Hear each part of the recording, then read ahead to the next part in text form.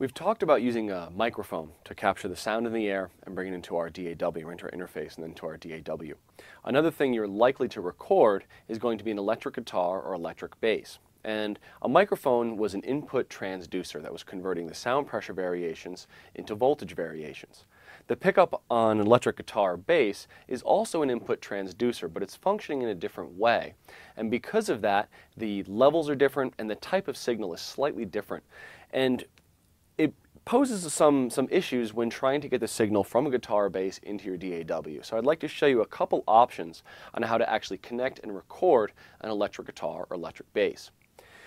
Now, the output cable from an electric guitar or electric bass is the 1/4-inch TS cable that we're used to. But the signal coming out of an electric guitar or bass is not the same as a typical line level. So the tendency would be to plug this right into a line in, but that's not going to really work. You're going to need an input designed specifically for a guitar or bass.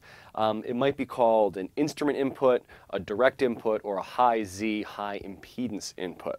Now, luckily, my audio interface here has these interesting connectors that we looked at XLR before, but they also have kind of the ability to plug a 1/4-inch cable in the middle.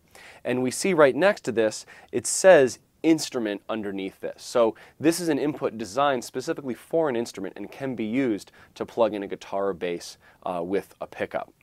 So if you have an input like that, you can connect your guitar or bass and set your levels similarly to how we did with the microphone.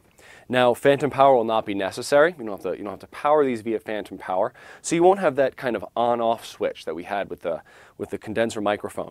So connecting a guitar or bass will be the same as before, in that we take our input trim and turn that all the way down. I would also suggest turning down your speakers in your room to prevent any clicks and pops through your system. We connect our guitar or bass to our device. And again, just make sure that the device is designed for an instrument. And then we play and set levels just like we did before. So it's the same exact procedure. Now, this is fine, and you can record this way, but there are a couple issues involved in it. The first one is there will always be some delay, or what we call latency. And we'll get into this in more depth next week. But right now it's good to know that the computer can really only do one thing at a time. And anytime you play through it, it's going to be a little bit of delay before it comes out of the speakers.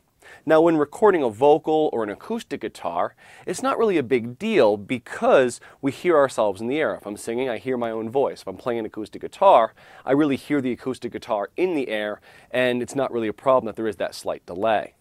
When recording an electric bass or electric guitar, though, that signal coming out of the speakers is the only thing we're really hearing.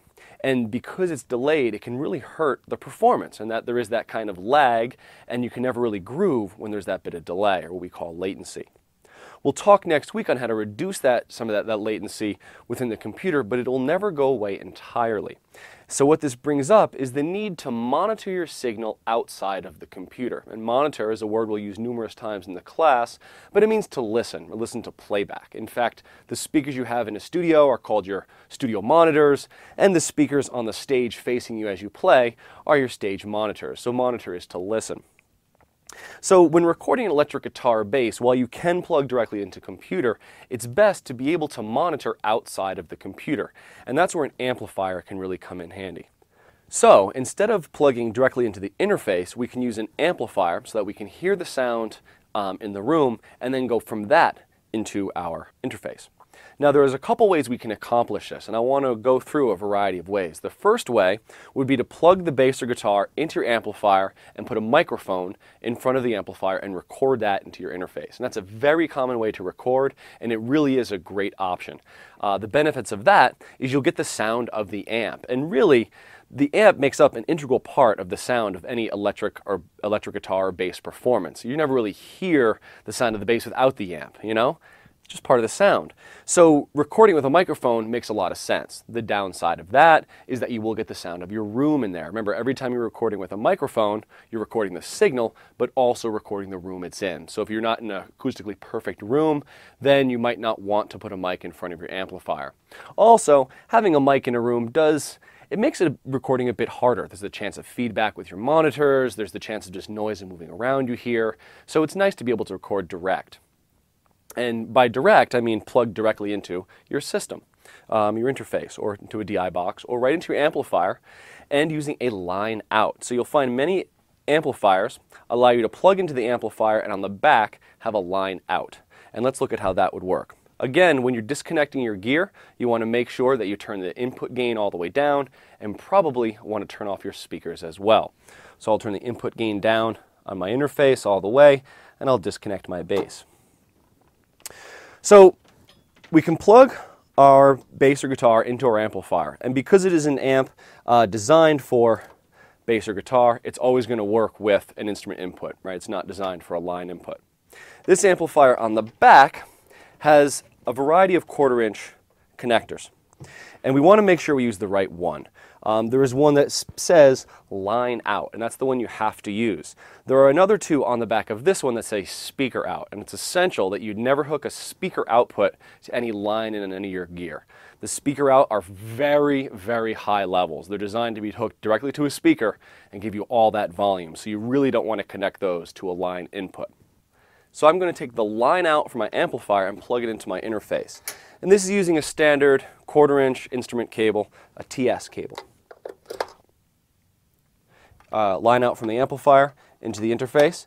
And like usual, we use the same exact procedure. I had already turned the input gain all the way down, and now I can increase that gain and set my levels as usual. The benefit of this is that when I play through my amplifier, I will hear it in real time, right out of the amplifier without any latency, and I'll get a nice solid signal going into the computer. The other benefit of this is I'm using the preamp that's built into the amplifier here, and this preamp in any amplifier colors the signal a bit. So it might not sound exactly like an amplifier does when you hear it through the speaker of the amp, but it does get some of that character. You get some of the distortion in a guitar amp, and you get some of that nice compression that you get using a bass amp like this. So that's a really good option if your amplifier does have a line out. Now, not all amplifiers have a line out. And there's one more option that works really well, and that's to utilize a direct box. And let's see how we would do that. The first thing I'll do now is just kind of disconnect what I have. I'll turn the input gain on my interface all the way down and disconnect that. And I'm going to disconnect my guitar from my amplifier here as well. Again, just like we did with our interface, I want to make sure the input gain on my amp is all the way down to prevent clicks and pops from coming out of the amplifier. Getting the idea of this, right? Always turn the gain all the way down, then disconnect and connect things, then turn the gain up. Kind of makes sense, right? Avoid those clicks and pops. So a direct box, like we saw before, provides us a way to go from 1/4-inch to XLR.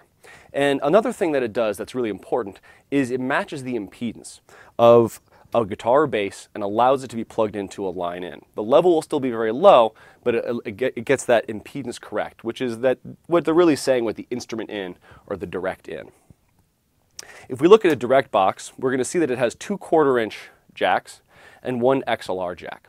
We'll take the output of the guitar directly into the direct box to one of those 1/4-inch inputs. I can then take the XLR out and go to my interface.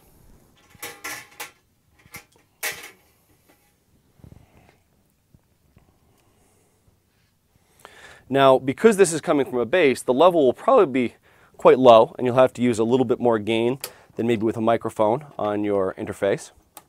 But if you have a bass or guitar with active pickups, it could be quite high. The level setting procedure will be the same as with a microphone.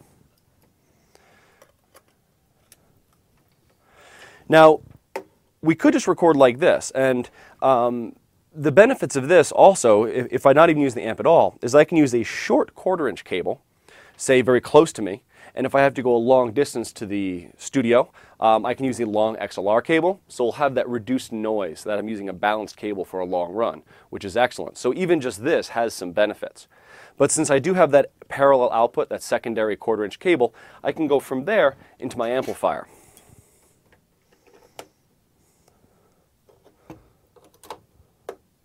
And then I can hear out of the amp in real time. The direct box is being plugged into my interface. I can set the gain as usual, and I'm ready to record my guitar or bass. This method really is preferred. You're going to get a very clean signal from your guitar or bass, And then if you want to go to the step further, many people would actually put a microphone in front of this and get both signals and be able to use them both and choose between them later in their DAW.